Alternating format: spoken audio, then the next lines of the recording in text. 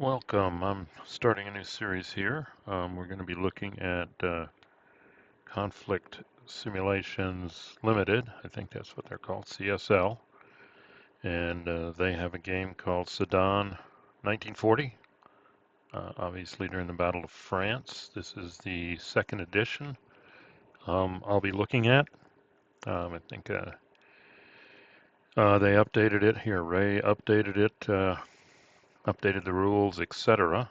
Recently, and they call it Great Battles of the Second World War Volume 1, which implies there'll be more volumes.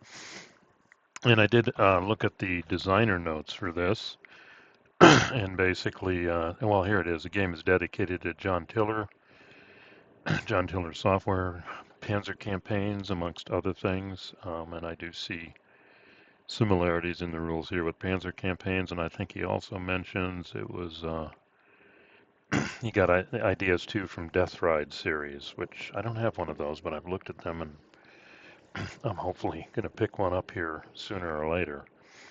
But for this video, I want to do an initial, I wouldn't say review, is just look at the rules of Sedan 1940 here, the second edition, which Ray has provided me the graphics, so I was able to make for him a Vassal mod, and I said I'd also do take a look at it um, on my YouTube channel. So, and again, hopefully this is the first of many for him here, Sedan 1940. So let's go ahead though and take a look. I've got graphics versions of everything here. You can buy the boxed version too, or the Ziploc version, etc. So here are the rules. We'll kind of go through these. Looks like the initial first edition was in 2021, so here we are in 2024, and we've got the second edition rules. And here's the Vassal module I set up. So we'll kind of be taking a look at this. I'm not really sure. I followed the setup rules. I don't know if it's ideal, but we'll take a look at that too as we proceed here. Let's see. So here we are looking at the rules. Table of contents here. I am going to, maybe not in this video or in a later video, I'm leveraging AI here. I've uploaded the rules to it and I've been playing with it to say summarize this rule or summarize that rule. So we may look at that during this video or definitely as we move forward and I play through the game here. Looks like approximately 15 to 16 pages of rules. There's a page of advanced rules, it looks like, or a few pages, and then design notes and credits here. And we'll move through it here. I've done a little bit of highlighting, and this is, of course, simulating the May 13th when the German panzers coming through the Ardennes approached Sedan, and this is where the big breakthrough happened. So overwhelming, and they were able to then go for the coast, cut off the French and the British. The British were able to evacuate Dunkirk, but still, this is what led pretty quickly to France's surrender. So this was a key moment, getting across the Meuse, and then being able to hook and go for the coast and cut everything off. So that's what we're looking at here. So let's go ahead, before we look at the map, let's look at contents. We got a 22 by 34 map. Yeah, this is kind of a bigger picture of it. I think we're kind of close to the edge here. There are victory point hexes with point values scattered behind the lines and also here. And we do see that here we've got Gross Deutschland coming in. I think this is first and second. Here's Gross Deutschland. This is first and second Panzer, and here comes 10th Panzer. All streaming into the area here.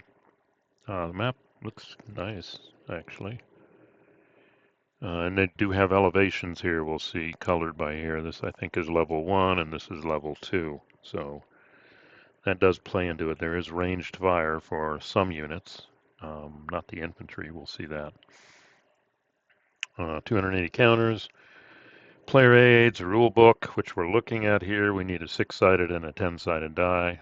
Player aids, pretty straightforward. It's got a lot of information packed in it.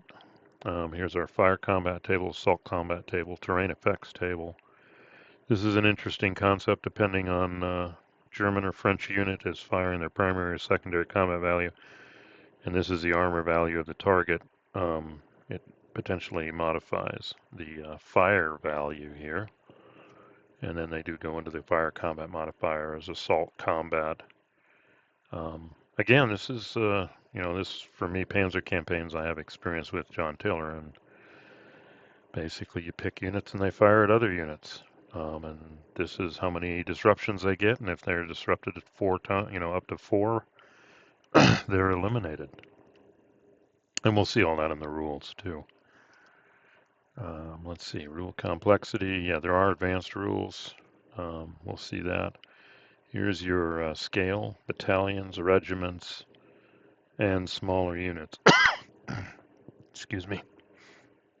Daytime turns are going to be 2 hours, which is the same as Panzer campaigns, and we do see he's kind of marked it here. Dusk, night, dawn. That's going to affect visibility here, but then at nighttime, they're 4 hours, so kind of it varies as you move through here. So we do identify daytime, dusk, night, dawn. Each daytime turn is 2, each nighttime is 4, and there's a total of 20 turns, so it does go through to 15 May, noon 15 May, and it starts 13 May, so it's about 2 days of battle here. And then they goes through all the different acronyms, the things that drop out, kind of jump out: armor class and aircraft, assault combat table, 2 types of combat: fire combat and assault combat. Advanced after combat shit. Yeah, this is kind of in a weird thing because command range is advanced rule, although that's present in Panzer campaigns. Disruption points, line of communications, line of supply, movement allowance. There's the out of command. Then we got radio value, and again, if it's this weird kind of hollow text, it means it's an advanced rule. Here's something interesting. Potentially units have a primary combat value and then a secondary combat value. Some units only have one, but some units have both, and then each of them may even have a range. So we'll see that play out. It is chit pull for activation, and you pull for the divisions, and you can see the Germans have 1st Panzer, 2nd Panzer, 10th Panzer, and the Großdeutschland Regiment. Those are put in the cup, and you pull to see who goes. The French have a few more units. 71st Infantry, that's a reserve unit actually. 55th Infantry, that's a reserve. 3rd North Africa, 5th Light Cav, and the 9th Army Detachment. So those chits go into the chit box when it's time, but these are delayed. This is interesting. These guys aren't going to be activated unless the Germans attack them. And then 5th Light Cav, that's kind of behind the lines. We'll look at all that when we look at the setup. So it'd be interesting to see how that plays out. And then we look at the units here, and it does list the different broad categories here. Infantry, you see they only have 1 primary combat value, and their range is 1. But here, this is foot because the number's hollowed out. This is motorized, but I can also tell it from the NATO symbol. But they do mark the movement allowance to show that. Then there's recon units, and they actually add to your fire modifier when you're firing. If you're within the range and fit the rules for it, they can potentially aid your fire because they've reconnoitered. And that can be, here we got armored cav, French armored cav, Germans have motorcycle, and then French even have foot cav for recon here with the slash. So different modes of transportation. Here's the baddies, the armored units, battalion level. And these numbers are kind of wrong here in the rules, but if we look at I think it's part of 2nd edition here. But if we do look at, like, say, an average German, that's Großdeutschland. Yeah, 4 actually is the range of their, you see the primary combat value is 6 for a Panzer unit, Panzer battalion. So the primary combat value is 6 with a range of 4, and secondary is 4 with a range of 2. And then they've got an 8, meaning they're mechanized. It's in red, and the square actually represents the armor class, which plays out when you do fire combat. And the French have them too. Then we've got anti-tank units. Guess what? When they're deployed, and this is another thing from Tiller that I'm familiar with. You know, one side is the deployed, and this with the white bar is the travel mode, they call it. And you notice the movement factor does increase there. But for, yeah, so like this artillery unit, I'm going to fix this later, but it's deployed now. It can't move, primary, etc. So they want to move, they have to go to travel mode. Well, you know, it's only got small arms fire, and it can move 4. Okay, so probably before I actually start the game, I'm going to go through and make sure all these units that have to be deployed, they're in travel mode at least to start because they're, you know, coming up to the front. Anti-tanks also, if they're firing range combat against an armor unit, this is doubled, so it's 8. So this number is really against non-armored units, and then you double it against an armored unit. Engineers, they help with assault combat. That's where you move, you know, effectively moving into the attack hex of the defender, and they can also destroy and build bridges. So it's another function there. And then artillery, potentially. I think those ranges are too high. Yeah, here it is 10. And we're going to have a line of sight concern. You know, terrain can block. We've got elevations. You have to evaluate it. And then the Luftwaffe is here to support. Germany's mobile artillery. And they have a 10 primary combat value, and they can do a bunch of things. A lot of markers here. Low fuel normally applies to mech or motorized, low armor to foot. Units can be put in overwatch, which means they can do defensive fire. And if you're out of supply long enough, you go to out of supply. But you're not eliminated. You just can't initiate combat. We'll see in the rules, etc. These are some basic actions you can do. Move, fire. You can actually do 2. And again, this reminds me of Panzer campaigns. You can move and fire, or I can move twice, I think, or I can fire twice. So we'll see that when we talk about actions. Here's your armor classes, which do apply when we're looking at these combat matrix. You know, what am I using, my primary or my secondary, and am I attacking a unit with light, medium, or heavy? Light, foot infantry, etc. Medium, motorized infantry, armored cav, and then heavy is armored or aircraft. And you do light units have nothing around their movement allowance. Medium have a circle, and heavy have a square. And you can see that. Not here. I'm keep going for that Gross Deutschland. There's this. Well, that shows you both. The armored recon is medium. You can see with the circle, and the Panzer battalions are considered heavy quotes, heavy armor. So that's what those mean. And then they do mention the classic EZOC is here. Extends over all types of terrain, enemy units, and hex side. Whenever you enter an EZOC, you can't move. You stop your movement. Yeah, so it looks like it extends across here into Sedan.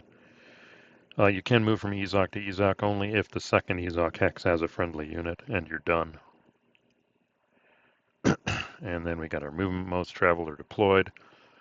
You can move faster and travel, but then you get some negative DRMs in combat because you're kind of all in a line, easier target. And artillery and AT must be in travel mode to move, but then they can't fire, and then they got to deploy to fire. Okay, we got a terrain effects chart, and it is broken up, yeah, by foot, motorized, mech. Okay, and then we got our modifiers for combat. And does it block line of sight? There you go, and some notes. So it's all there on that chart. Ooh, not the game. Cancel. Sorry. Boom. There we go. Stacking limits may not be violated at any time, so you can get road bottlenecks. It applies at all times. Stacking limit is 4 units, but only 3 of these can be infantry. Not going to be able to simulate this, but there is a bit of touch of fog of war here. Only if your units can see the enemy units can you inspect the stack. Well, you know, somewhat fog of war. Okay. All units would suffer one. Yeah. Unit stacks suffer the same combat results, meaning if a fire attack causes 1 DP, all of them get it. Drop our chits in the activation cup, and we pull it. And then they talk about the first rule here, line of sight. See from one to another. By default, all combat units have a range of 5 to see. So potentially this guy could see this guy, but not, because I can already tell the woods and the town will block line of sight. Elevation gives you an advantage. They say you just calculate the difference between elevation and add that to the range. Now the range does change for dusk and dawn. I think it goes down to 2, and at night it's only 1. And they go into that example. And, oh, combat units block line of sight. That's interesting. Non-clear terrain, any elevation higher than the firing unit. Okay. And I think they got the shadow effect 1 hex behind. And I think the player aid chart nicely tells us blocks forest, town, city, slope. Okay, yeah, rivers don't, bridges, yeah, they don't block line of sight. So that's your line of sight for ranged fire. Notice that doesn't really apply to infantry. They only got a range of 1, so you got to move adjacent for them. And then line of communications, they call it. You could also call it line of supply. Ability of supply trucks to reach frontline units, source of supply. And we do see here are the German sources of supply, and I think the French ones are, yeah, here's one right here. And yeah, then we got another one here, and we got some down here. So it's just the supply marker here. And it doesn't, there's no limits. Line of supply free of enemy Zocs, unless occupied by a friendly unit. In line of communication needed to recover from disruption and get supply. No limits here. No requirement to be on roads. No blocking terrain. So that's just, hey, nothing's, blocking me. German supply sources we just saw. And again, infantry, artillery, engineers, they get a low ammo the first turn. They're out of line of communication or supply. While motorized, armored, cabin, armored get a low fuel. And if the second turn they are still out of supply, they get an out of supply marker, which greatly limits what they can do, which we'll see later. Okay. Here's our visibility on turns with clear. Okay, dawn or dusk, loss is returned to 2 hexes, and night turns, it's just 1 hex. Adjacent units are always in line of sight. Night turns are 4 hours. All units receive an additional 2 MP because it's a little longer, but units not moving along a road get 1 point of disruption for each non-road hex entered, up to 2. I mean, obviously you don't want to move 4 hexes and then commit suicide. I mean, that's what the units, so they do stop it at 2. So if you're going to be moving at night off-road, you're going to get at least 2 disruption points. If you do 2 hexes or more. Last unit in the hex controls it. Everything's under French control, except where the Germans are at the beginning. And here we've got the sequence of play. So we have an admin phase. Everybody checks supply. It could be low on ammo or fuel. Then we move to disruption recovery. If you are in supply, you can recover 1 disruption. And then the German rolls for air power allotment. How much do they have available for the turn? And then the action phase, you just start pulling chits 1 by 1. And whatever chit you pull, and that's the activated division, or in this case, regiment. And these are the basic actions a unit can do, and you're allowed 2. And the advanced actions, which is the only thing you can do. You can't mix basic and advanced. It's either 2 basic or 1 advanced. And you can see move, or you can go to travel mode or deploy. That's an action. Firing, assaulting, Recon units can try and do a recon spot to help other units within range to enhance their fire. And then advanced action, prepared assault, you can use other units to help you. But that's pretty much your whole turn for that unit. And then artillery and AT, when they deploy, that's really all they can do that turn. Now they can mount up and move. That's what it's saying. They can go to travel mode and move once. But when they deploy, that's all they can do for the turn. Engineering, that means basically building or destroying bridges. And going into Overwatch status, except for infantry units. Then the end of the phase, look at German automatic victory. If not, advance the game turn marker. Playing another turn, remove all recon spotting markers. Okay. And this happens once all chits have been pulled. There is no, there's a joker chit in there and it stops the turn or anything. All chits. And then it goes into the admin phase, checking for supply, low fuel when you can't trace it for the motorized whatever. And these guys get repeating they get their low ammo. And it does say units with low ammo have their primary and secondary combat values, and they can't do an assault combat. Okay. Let's see. Low fuel halves the unit's MA, and they can't do exploitation. That's something that can happen out of an assault. So it does, impact them there differently. Motorized motorcycle armored cav, they're mainly worried about getting gas, while foot units are mainly worried about getting ammo. And then if you're out of supply, second turn out of, no line of communication, can't initiate fire or assault combat, but can defend. And motorized and mech units may not activate. They're kind of out of gas. Foot units can move apparently because their feet still work. And then again, disruption. If your line of communication, you can lose one disruption unless it's the first turn you're coming out of low ammo, fuel, or out of supply. The Germans roll one six-sided die. That's the number of Luftwaffe squadrons they get for the turn. They can be eliminated by flak, and there is a limited number of Luftwaffe squadrons, so they could all be shot down, in theory. Then we got the action phase, and they go into the basic actions. Two basic or one advanced. And here we go. Move, change movement mode, fire, assault, recon spotting. They go into movement here, terrain effects. Spend all some or none.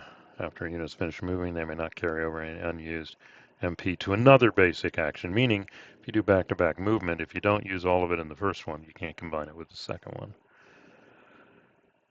Let's see, basic action to change mode, and then artillery AA and A2, if they're going to deployed mode, that's their whole turn. Units can fire with their primary and secondary combat values at the same or separate targets. So I could fire one target with my primary and another target with my secondary. Units must fire from one hex at a time. Units may fire at the same enemy target multiple times. You can fire twice in a row, two basic. And then they get into the fire combat procedure here. And we can look at I'm going to cover it basically here. I'm not going to run through it. If it's indirect fire, -1 DRM. If the firing unit has moved during the previous basic action in the turn, negative DRM. Each infantry unit after the first in a stack provides a +1. That's kind of a density thing. You saw that in Panzer campaigns. If no infantry units are in the targeted hex, they get a -1. Terrain effects chart gives you modifiers here. Recon support, you get a +1 if you're within range of a recon spotting marker. Op fire bonus when target is moving in clear terrain, +1. We'll talk about opportunity fire. And if the unit's in travel mode, target +1. So there you go. Basically, you just calculate the fire combat table, pick the one closest but not above, and roll a d10. And it's just how many disruptions. So you do see that you can't combine them either. So like these units, well, the 6 could be good. I mean, the 6 puts you on the 4 table. Um, and then this one, if anti-tank, if it's firing at a hard target or an armored target, that's an 8. It could be on this table. But you do see it's kind of hard to get results. I don't know. I'll have to look at the rules. I don't know how you're going to get to 30, to be honest. I didn't see anything about combinations. But maybe you can. Artillery goes to 10, so that gets you to 8 too. Um, firing against players and craft items, the unit type or types. Firing. Okay, so you can combine. Player identifies an enemy within range and line of sight of an activated force. Players then cross-reference the unit type. Players check the TAC, unit density, D10. Okay, so we'll have to see how that plays out. I think it's 1 hex. I'm kind of inferring this.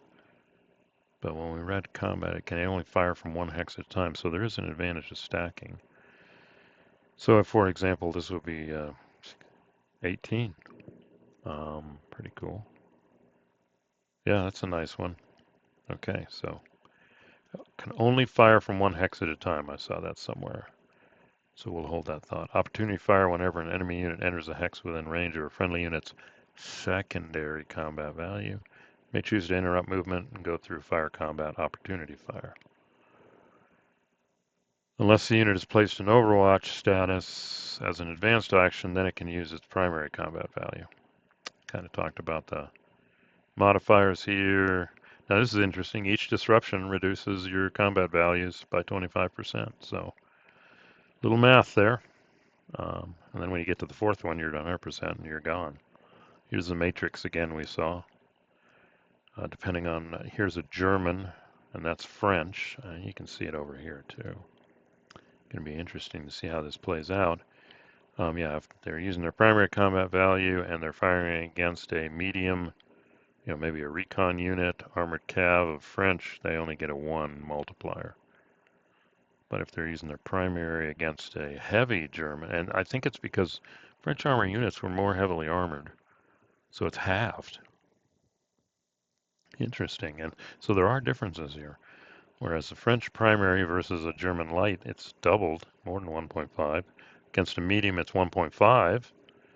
That's their little armored cars. And then against a heavy, it's 1. But if you think about the armor, the PZ 1s and 2s, even the 3s compared to the Char Bs, there was a difference in armor there. So interesting matrix there. Indirect fire, artillery units can fire at units in line of sight and range, but they can also fire at units not in their line of sight as long as there's a friendly unit in the same division or brigade which has a line of sight. And even AA anti-aircraft and anti-tank units can do that. And all units may use long-range fire to double their secondary combat range. So notice the doubling is only on the secondary combat. I can double the range, have the value. And we've got our assault combat. You got to be adjacent to an enemy occupied a hex. It's a basic action.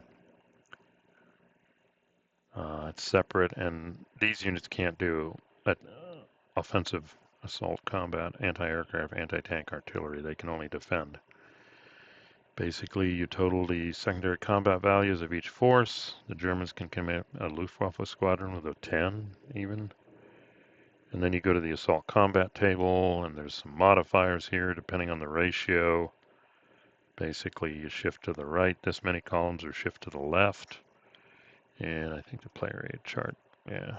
There's the ratios, and then combined arms, attacker, defender, includes 3 separate unit types. Nice. Air support. Okay, the Luftwaffe squadron just gives a shift. Recon gives a shift. French reserves, attacking defending belongs to French reserve division. If they're attacking, they lose 1. If the Germans are defending, yeah, they're not very good, those French reserves, and those are the 2 frontline units here. If they're in travel formation when you attack them, you do see it. We got a terrain effects, and the engineers can support for a 1 shift. That's one of the uses of an engineer. So you do that, and then you're on this wild table right here with all sorts of different results of big A, little a, D, 1, etc. Um,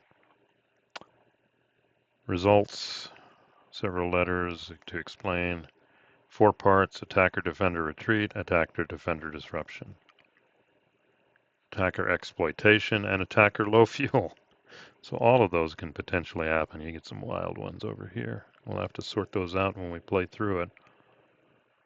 And this is where the armored units can actually exploit. This is where they can start exploiting. So you can do a lot of assaulting, fire combat. I don't know. This reminds me of that squad leader game or using retro rules where fire combat didn't do much, but I basically had to assault the buildings. I mean, a lot smaller scale, but yeah, probably going to do that. And then armored units can exploit. So there's potentially an exploit value. So we're going to look at this and try and figure out, like this probably means attacker disrupted 1, all units. Fuel ammo. Here's a recon spotting, range of 3 hexes and ignores dust dawn. Former recon spotting base, simply place the recon spotting marker in the hex the recon unit occupies, and then has a range of 3 hexes. So any friendly unit that targets somebody within 3 hexes of the recon gets the +1. Here's the engineer, +1, -1 for assault. Here's our advanced actions. Prepared assault. This is where we come from multiple hexes and gives us more. Concentric attack. Friendly units attacking from 2 opposite or 3 non-adjacent hexes, you get a 1 shift. Okay. Another advanced action going to deployed mode, like we mentioned. Here's your engineers. Takes their whole turn to build or destroy, and during the next phase they roll a d6. Demolition construction across a river, 3 to 6. It's completed. Otherwise they're still building it. Over a major river you need a 4 to 6, so it's a little harder. Here's your Overwatch advanced action. They can use their PCV for opportunity fire, including artillery. Here's all the things German airpoint can do. Air power, Stukas. Standalone fire attack against an enemy unit. A beneficial shift in assault combat we saw. Air resupply. Interesting. Or place a recon spotting market, everything within 3. Or hip shot. I guess that means they're in Overwatch. So they can be used during an enemy movement to try to interdict that. And then they go into the details of each. Air resupply. Recon, hip shot. Any Luftwaffe squadron used, a French player rolls a d6 with a +1 DRM for each unit in Overwatch status within line of sight. Result of greater than 6 means the squadron is destroyed. And they only have a limited number of squadrons. This is interesting. The French Reserve Divisions, which there are 2 we're going to see. They've got each regiment has basically 3 units. Some have 4. And this is saying that if they're not all adjacent to each other, they have to do a movement action to get towards one of the same regiment with the first action of its activation. And we did see the column shifts in assault combat, but they got to stick together. They've got to be, I guess, adjacent. Otherwise, they have to, first action is to move to be adjacent. First turn, everybody's in supply and command if we're using those rules. And the victory is, here are the victory point hexes, and they have different values further back. And however many the Germans take, that gives them a total, and then it evaluates their victory here. And like I said, I got to put hide pieces in here. There are some here, here's one, here's one. I think this one is one. I can barely see the star. Here's another one. So there's some along the Meuse, and then the higher point values are in the rear lines. So now the setup. Actually, the German setup's pretty straightforward. First Panzer within 3 hexes of 2503. Yeah, here's first. Oh, I got to set them up. I didn't do them. I got to set them up within 3 hexes of here. Second Panzer, 3 hexes of Version Boy. I don't know any French. Normally I'd want to take the road, but um, when you look at the French setup, there's no way for them to cover this. So these guys may just blow through here at this bridge. We'll see. That's just what I'm thinking from a strategy point of view. Gross Deutschland within 2 go away of this certain hex. Let's look at that. Yeah, right here. I think they're just going to march up to Sedan. Um, yeah, we need crossing points. I mean, these guys may loop around over here. They can get across here. We'll see the Panzer Division, and Gross Deutschland just tries to force the river here, I guess. Well, there's no bridge here, so I don't know. And then 10th Panzer, who knows? Yeah, I got to set these guys up. So that's the German setup. The French setup is a little tougher, actually. So the first thing I mentioned is 55th. Is that this guy? Let me make sure these colors. Yeah, but it's a reserve division.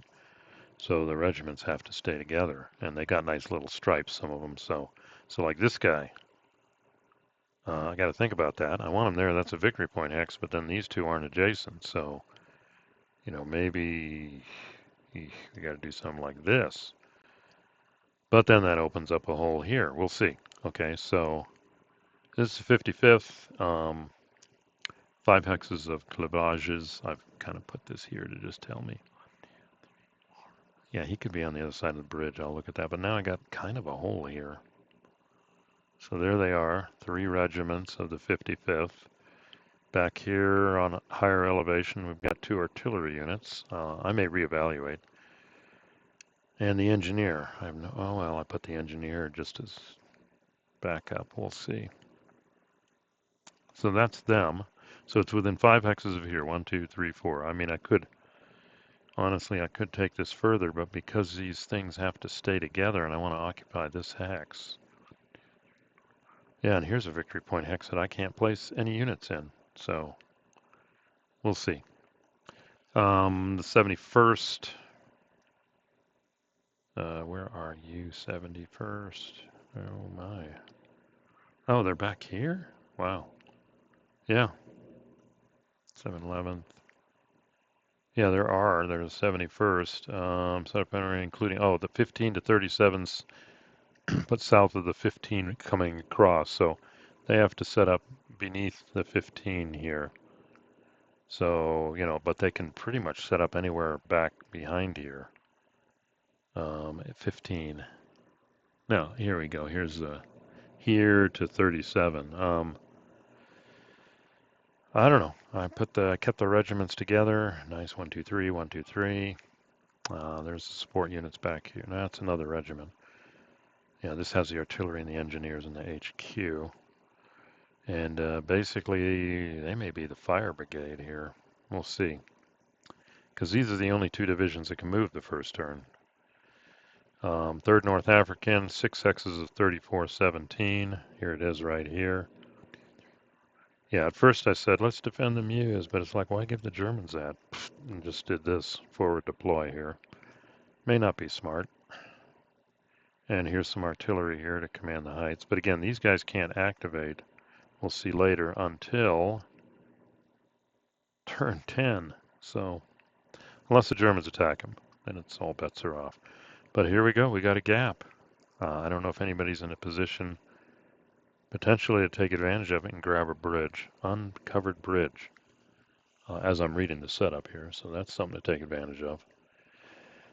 And then we got the 102nd, 4 hexes of. Now this is almost like flapping in the breeze up here. They're all up here. 1, 2, 3, 4. And I gotta hide this, but I think there's a victory point hex somewhere up here. And they had to set up this way because I don't know what this guy's going to do. If he can go whoosh, and who knows, try and take them out, or he can go and try and hook these guys. And basically, these are the only units that can respond initially. And then we had the light cav and 9th armor. That's a whole bunch of units back here, ready to go. But the problem again is they don't get activated until these turns. French truly were surprised that the Germans threw. Been listening to some books on tape. French generals said there's no way the Germans can make it to the Meuse through the Ardennes within 5 days. The Germans did it in 3. And so hence the French partly weren't ready for them. I think that's it. And that's all that's set up there. Yeah. And then we got variant setups we could do. French primary choose to instead set up the fifth with the 75th and 55th. I guess that means they can set up anywhere in their setup area and they get activated. We got radio comm check. This is the advanced rules. Yeah, here it is, a new step, radio comm. Got command and control. Now the headquarters units. List of divisions, command range. That's what this number means. I think that's the command range. And the unit's radio value. Okay, that answered that. Command range is 6, and radio is 3. Nice. See how the Germans are, yeah. Whoa, 12. Yeah, they're good at independent operations, 12. That's pretty serious. And then their radio is 4. Okay. What use they have in the game without the command rules? I don't know. Headquarters must roll equal to a d6 to receive command from the, oh, this is like Panzer campaigns. They've got to get in command, then they can place other units in command. Then they talk about if they're out of communication, a unit out of communication, radio comm check. Not going to look at this too much right now. HQ supply. Units no longer trace to a supply source. Instead, units trace supply to their parent division HQ, which then traces to a supply source. But again, no terrain limitations or range, except for can't go through enemy hexes or ezocs not occupied. Yeah, a lot of HQ here. Hidden units. Not going to do that. Variable artillery results. Okay. May look at those. And there we go. Yep, and yeah, John Tiller passed away a few years ago. Yes, that was quite a loss. And that whole Panzer campaigns, the whole WDS they're called now, War Game Design Studio. Quite the creation there. Panzer campaigns, Panzer battles, squad battles. Then they've got World War I, and before that, Civil War. So this one is patterned after, amongst other things, John Tiller. And here he does mention Grognard's Death Ride was another big inspiration. So you can look at picking up one of those. So there we're set. Just looking at this, I did go through the setup. I think I did it right. I'll check it again. I may manipulate them, but yeah, the French aren't ready. They've left a hole here, and then another hole here. Now, I don't know how fire, now we're going to find out how fire combat works, how assault combat works, and see if they can really make a difference. I guess if they sweep behind here, they could cut these guys off. But I see Grossdeutschland moving up and engaging right here to kind of pin, and then I see 10th Panzer perhaps running through here, 2nd Panzer running through here. And then 1st Panzer, have to think about that one. And then again, these units are frozen. The only units that are moving are these units, these reserves, and these reserves. So we'll see how that works. It's going to be interesting. I mean, the whole Panzer division going here, do I worry about line of communication or supply? Do I just leave some stuff to keep it open, prevent the French from trying to close it? But again, the only units that are going to move are these guys and these guys. So if I can contain them, then it gives me freedom of movement. Because these guys aren't moving either. So maybe I'd basically screen them. Yeah, it's going to be interesting to see how all of this plays out. And potentially, I mean, this is a system, it isn't unique necessarily to this battle. It's, like it mentions, imitating Panzer campaigns and Death Ride series, so it could be applied, in theory, to most battles in World War II. So if this is a solid system, we could probably see more battles going on. Anyway, I have gone a long time here. Oh yeah, I'll just show this in passing before I close it out. I'm trying to leverage AI here, playing games. I don't want to get into the technical here, but I was able to upload the PDF for the rules, and then I'm kind of playing around here, saying, "Hey, summarize the." Yeah, this is weird. When I did advanced actions, it said, "No, that you can't do that." I haven't figured out AI. Sometimes it thinks you're asking it stuff like doing something with cybersecurity. Um, and I'm not. I swear, I'm not going to be doing anything bad. I'll leave that to the vendors. Here we go. Let's see. I got my first question. Can you do PDFs? I uploaded the PDF and it says fire combat. I said summarize fire combat from the rule play what I uploaded. Choose an enemy unit and line of sight of their activated. See, this should be units. I got to sort that out. Consult the combat matrix, determine the effectiveness. Yep, that's that combat matrix you saw. And then we got the DRMs for terrain, unit density, prior movement, etc. And then we roll a D10. If the CV doesn't exactly match, you go to the next column to the left, and that's how many disruption points. Units can only fire from one hex at a time. There it is. Okay, so but can fire multiple times at the same. So if I build a stack, that's how I can generate higher fire combat value, which follows Panzer campaigns. And again, you can do it twice. 2 basic actions. And there's a long-range failure for the SCV, the secondary. And summarize the line of communication rules. Units trace their line to a designated supply source. I didn't ask about the advanced rules here. Uninterrupted paths of friendly controlled hexes or friendly occupied EZACs back to a supply source. Now, I don't know how you define. There's no control markers, so that'd be interesting. Enemy units or uncontrolled EZACs block a line of communication. If you're out of supply, marked as low fuel or ammo, see if it breaks it down by mech. Yeah, it's not breaking it down by the mech or foot. Line of sight, 5 hexes, recon sparting marker, higher elevation, that's how you do the calculation, that's correct. Line of sight is blocked by, yeah. Looks like it did an okay job of summarizing the rules. Here I asked to list the basic actions, which you can do 2, and it does explain them. 2 basic or 1 advanced. Order can be chosen freely. Yeah, there we go. Then I said advanced actions, and for whatever reason, it thought this was trying to do something bad. Safety. Sometimes AI does strange things. Assault combat rules. So again, testing this out as a handy rule. Actually, I was playing the retro rules for a advanced squad leaders starter kit scenario. And I was using Gemini, and it actually knew about the advanced starter kit. The advanced squad leader starter kit rules, because I wanted to get a definition of fire group, and I said, "What's the definition of fire group in ASLSK?" Boom! It gave it to me. So somehow it's been trained on those rules, which is interesting. So I want to push this, see how good this does as a tool to help with rules.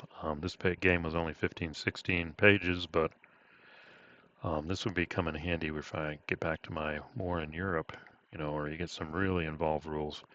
I actually asked it about advanced squad leader full rules, and it was answering questions based on that.